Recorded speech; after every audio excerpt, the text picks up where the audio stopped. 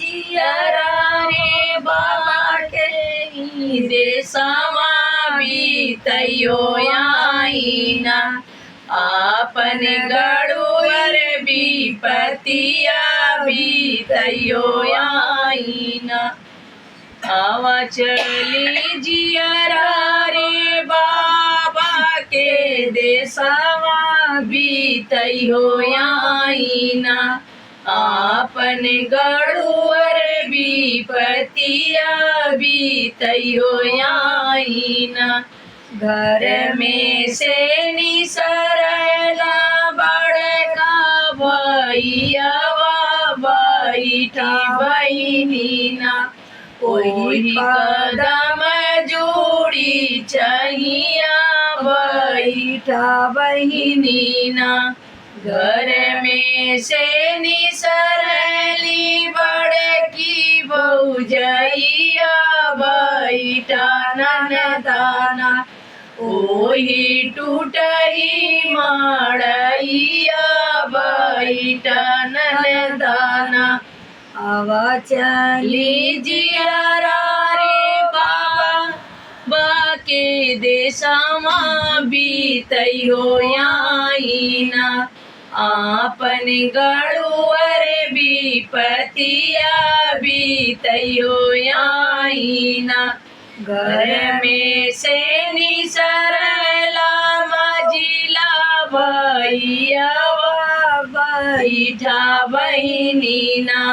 ओही कदम जोड़ी चाहिया बैठा बहिनीना घर में से निसरली मजिली भौजैया बैठा ननदाना ओही टूटही मड़ैया बैठा ननदाना आवा चली जियरा रे बाबा के देशवा बीतयो आईना आपन गड़ुअर विपतिया बीतयो आईना घर में से निसरला छोटे का भैयावा बैठा ननदीना ओही लाली पलंगरिया बैठा बहिनीना ओही लाली